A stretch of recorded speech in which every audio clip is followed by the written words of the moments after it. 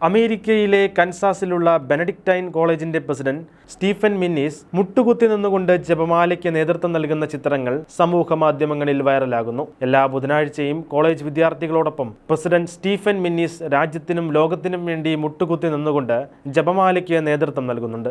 സെക്യുലറിസത്തിന്റെ അതിപ്രസരമുള്ള അമേരിക്കയിൽ പരസ്യമായി കുരിശ് വരയ്ക്കാൻ പോലും ചിലർ മടിക്കുമ്പോഴാണ് ഏവർക്കും മാതൃകാപരമായ ജപമാല പ്രാർത്ഥനയിലൂടെ ഈ കോളേജ് പ്രസിഡന്റ് മാധ്യമശ്രദ്ധ നേടുന്നത്. യുഎസിലെ കോളേജുകളിൽ എൻറോൾമെന്റ് കുറഞ്ഞുകൊണ്ടിരിക്കുമ്പോൾ ബെനഡിക്ടൈൻ കോളേജിൽ മാത്രം എൻറോൾമെന്റും വിപുലീകരണ പ്രവർത്തനങ്ങളും ഇരട്ടിയാക്കുകയാണെന്ന് അസോസിയേറ്റഡ് പ്രസ് റിപ്പോർട്ട് ചെയ്തു.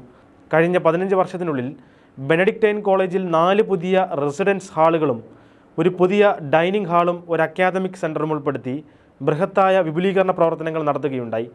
തീവ്ര മതേതര അമേരിക്കയിൽ ബെനഡിക്ടൈൻ കോളേജ് എക്കാലവും കത്തോലിക്ക മൂല്യങ്ങൾ ഉയർത്തിപ്പിടിക്കുകയും പ്രാർത്ഥനയ്ക്കും ധാർമ്മികതയ്ക്കും പ്രഥമ സ്ഥാനം നൽകുകയും ചെയ്യുന്ന സ്ഥാപനമായി നിലകൊള്ളുന്നതാണ് ഇത്രമാത്രമുള്ള വളർച്ചയുടെയും ഉയർച്ചയുടെയും നിദാനം.